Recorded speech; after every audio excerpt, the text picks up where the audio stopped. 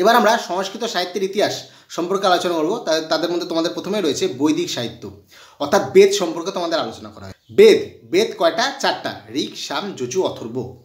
কিন্তু ঋক, সাম, যজু এদের ত্রয়ী বলা হতো। বেদকে শ্রুতি সাহিত্য বলা হতো, কারণ কি বেদ শুনে শুনে মনে রাখা হতো, এক পিঢ়ি থেকে আরেক পিঢ়ি, অর্থাৎ এক পুরুষ থেকে আরেক পুরুষে দেওয়া হতো। বেদকে নিত্য বলা হতো, কারণ কি বেদ চলতেই থাকবে। বেদকে অপৌরুষীয় বলা হতো, কারণ কি বেদ কোনো পুরুষ দ্বারা লিখিত না, ভগবানদের দ্বারা রচিত। এবার আমরা বিভিন্ন বেদ, তার শাখা, ব্রাহ্মণ, গ্রন্থ সম্পর্কে জানি। ঋগ্বেদ সম্পর্কে তোমাদের আসতে নাও পারে, তাও জেনে রাখা ভালো। ঋগ্বেদকে প্রথম বেদ বলা হয়। ঋগ্বেদের 10টি মণ্ডল। ঋগ্বেদের পুরোহিতকে বলা হতো হোতা। ঋগ্বেদে ছন্দ আকারে লেখা হতো। ঋগ্বেদের নবম মণ্ডলে সোমদেবতার উল্লেখ রয়েছে। ঋগ্বেদের শাখা হলো শাকল, বাষ্কল, সংখ্যায়ন, বালখিল্য। ঋগ্বেদের ব্রাহ্মণ গ্রন্থ এইতরেয় এবং কৌতিসিকী। ঋগ্বেদের উপনিষদ সেম এইতরীয় কৌতিসিকী। ঋগ্বেদের অরণ্যক গ্রন্থ সেম এইতরীয় কৌতিসিকী। ঋগ্বেদের 10ম মণ্ডলে বর্ণ ব্যবস্থার উল্লেখ রয়েছে। এবার আমরা সামবেদ নিয়ে আলোচনা করব। সামবেদকে বলা হতো সঙ্গীত প্রধান বেদ। সামবেদের যে মন্ত্র তা সঙ্গীতের আকারে লেখা হতো, সেই সঙ্গীতের আকারেই তাকে প্রেজেন্ট করা হতো। সামবেদের যে পুরোহিত তাকে বলা হতো উদ্গাতা। সামবেদের যে ব্রাহ্মণ গ্রন্থের নাম পঞ্চাবিশ এবং যৌমিনী। সামবেদের যে শাখা ছিল, শাখার নাম কৌথুম, রাউননীয়, যৌমিনী। সামবেদের যে উপনিষদ ছান্দোগ্য এবং কেন। এবার আমরা যজুর্বেদ সম্পর্কে আলোচনা করব। যজ ধাতু থেকে যজু শব্দটি এসেছে। যজুর্বেদ যাগযজ্ঞ প্রধান বেদ। যজ্ঞের রীতিনীতি, যজ্ঞের নিয়মাবলী সম্পর্কে আলোচনা করা হয়েছে। যজুর্বেদের যে পুরোহিত তাকে বলা হতো অর্ধবায়ু। যজুর্বেদকে দুভাগে ভাগ করা হয়, কৃষ্ণ যজুর্বেদ এবং শুক্ল যজুর্বেদ। শুক্ল যজুর্বেদের 2টি শাখা, কাণ্য এবং মধ্যান্দিন।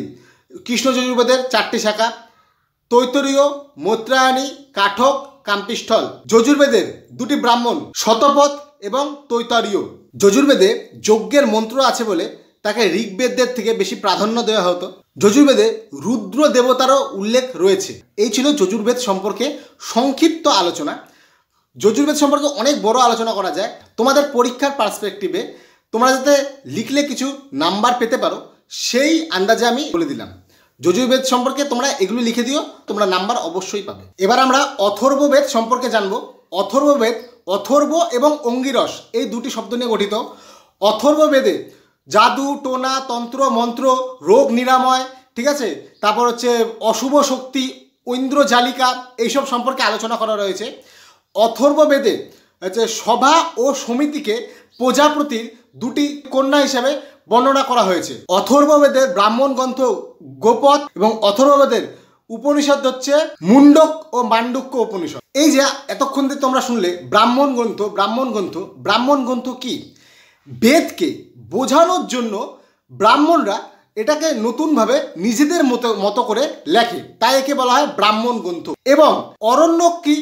এই যে ব্রাহ্মণরা অরণ্যতে বসে যে লিখছিল বেদকে, সেটাকে বলা হয় অরণ্য। এই বেদেরই আরেকটি ভাগ উপনিষদ, এটাকে বেদান্ত বলে, দর্শন। উপনিষদ 108টি, তার মধ্যে 12টি মান্যতা পেয়েছে। এবার আমরা বেদাঙ্গ সম্পর্কে জানবো। বেদাঙ্গ কি?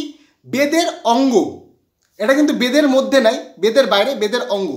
বেদান্ত, উপনিষদ, বেদাঙ্গ আলাদা। বেদাঙ্গ 6টা: শিক্ষা, কল্প, ছন্দ, নিরুক্ত, ব্যাকরণ, জ্যোতিষ। একে মানব দেহের সাথেও তুলনা করা হয়, মানব দেহের অঙ্গের সাথেও তুলনা করা হয়। কীরকম? শিক্ষা নাক, কল্প হাত, ছন্দ পা, নিরুক্ত কান, ব্যাকরণ মুখ, জ্যোতিষ নেত্র। এদের মধ্যে যে কল্প, এই কল্পের মধ্যে বিভিন্ন আচার অনুষ্ঠান নিয়ম রয়েছে। আচার অনুষ্ঠান নিয়ম কি? এই যে আমরা যে দৈনন্দিন জীবনে, আমাদের মানব জীবনে যেই সব আচার মানি, বেদ বিহিত আচার, বেদে যেসব আচার উল্লেখ করা আছে তা কল্পসূত্রে রয়েছে। এবার এই কল্পসূত্রকে 3 ভাগে ভাগ করা হয়: শোধসূত্র, গৃহসূত্র, ধর্মসূত্র। শোধসূত্রে যাগ, যজ্ঞ প্রভৃতির কথা বলা হয়েছে। গৃহসূত্রে আমাদের বিবাহ, অন্নপ্রাশন, শ্রাদ্ধ, পূজা যা আছে তার কথা বলা হয়েছে। এবং শুল্বসূত্রে মাপার কথা বলা হয়েছে। এইরকমই 3টি যজ্ঞের উল্লেখ করা হয়েছে: ইষ্ট, সোম, পশু। এছাড়াও 3টি ঋণের কথা বলা হয়েছে: ঋষি ঋণ, পিতৃঋণ, দেবঋণ। দেবঋণ কি? পড়াশোনার মাধ্যমে ব্রহ্মচর্য থেকে সেটাকে ঋণ শোধ দিতে হবে। পিতৃ ঋণ কি? পূর্বপুরুষের প্রতি ঋণ, তাদের শ্রাদ্ধাদি অনুষ্ঠান করে তাদের ঋণ থেকে মুক্তি দিতে হবে। এবং দেব ঋণ কি? দেব ঋণ হচ্ছে যাগযজ্ঞ ঋণ। দেব ঋণের মধ্যে হচ্ছে রাজার জন্য 5টি যজ্ঞ কথা বলা হয়েছে এবং গৃহস্থের জন্য 5টি যজ্ঞ করা হয়েছে। এই হচ্ছে দেব ঋণের মধ্যে রাজার মধ্যে কি কি যজ্ঞ রয়েছে? রাজার মধ্যে রয়েছে রাজসূয়, অগ্নিষ্ঠম, বাজপেয়, অশ্বমেধ। গৃহস্থলীর জন্য কি কি যজ্ঞ রয়েছে? দেবযজ্ঞ, পিতৃযজ্ঞ, অতিথিযজ্ঞ, ভূতযজ্ঞ, ঋষিযজ্ঞ। এই ছিল বৈদিক সাহিত্য। বৈদিক সাহিত্য সম্পর্কে তো এত বড় জানানো সম্ভব না, তোমাদের পরীক্ষার জন্য যে যে গুরুত্বপূর্ণ সেগুলি আমি সংক্ষেপে বলে দিলাম। এবার আমরা জানবো মহাভারত। মহাভারত কিন্তু একটি বিশাল কাব্যগ্রন্থ। মহাভারত লিখেছেন কে? শ্রীকৃষ্ণ দ্বৈপায়ন বেদব্যাস, যাকে আমরা ব্যাসদেব বলি। মহাভারতে প্রথমে 8008টি শ্লোক যুক্ত করা হয়, তখন এর নাম হয় জয় সংহিতা। তারপর 24,000 শ্লোক যুক্ত করা হয়, এর নাম ভারত। শেষ পর্যন্ত 1,00,000 শ্লোক যুক্ত করা হয়, তাই এর নাম হয় মহাভারত। মহাভারতে 18টি পর্ব রয়েছে। আমি এখন টোটাল 18টি পর্বের নাম বলবো না, কারণ কি তোমাদের এটা মনে থাকবে না। এবং এই মহাভারতে কৌরব পাণ্ডবদের যুদ্ধ, শ্রীকৃষ্ণের বার্তা যাকে বলা হয় শ্রীমদ্ ভাগবত গীতা, যেটা ভীষ্ম পর্বে রয়েছে, সেটা রয়েছে। এবং মহাভারতে মানুষের জীবন সম্পর্কে বলা হয়েছে, মানুষের জীবনে কী কী করতে হবে সেটা বলা হয়েছে, কী কী করা উচিত না তা সম্পর্কে বলা হয়েছে। এইবার আমরা আলোচনা করি যে মহাভারতের কী কী প্রভাব সাহিত্য ক্ষেত্রে পড়েছে। তোমাদের প্রশ্ন আসতেই পারে। মহাভারতকে কেন্দ্র করে আমাদের ভারতবর্ষে বিভিন্ন মহাকাব্য, নাটক, কবিতা, গল্প লেখা হয়েছে। যেমন নাটকের মধ্যে কালিদাসের অভিজ্ঞান শকুন্তলম এবং বিক্রমবর্ষিয়াম, ভাসের মধ্যম ব্যয়ক, কর্ণভার, দূত বাক্য, দূত ঘটোৎকচ, পঞ্চরাত্র, ভারবীর কিরাতর্জুনিয়ম, এটা বন পর্ব রয়েছে, অর্জুন এবং কিরাতরূপী শিবের সাথে যে পর্বটি রয়েছে সেটা, কুমার পালের দ্রৌপদীর স্বয়ংবর, এগুলি হচ্ছে সংস্কৃতের নাটক।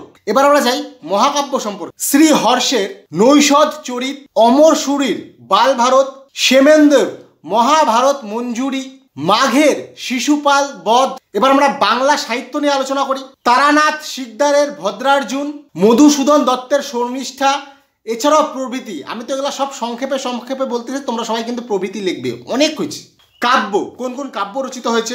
বিশ্বকবি রবীন্দ্রনাথ ঠাকুরের চিত্রাঙ্গদা, নরব্যাস, বিদায় অভিশাপ, গান্ধারীর আবেদন, কর্ণকুন্তী সংবাদ বা সংবাদ, এছাড়াও মধুসূদন দত্তের বীরাঙ্গনা প্রভৃতি আরো অনেক।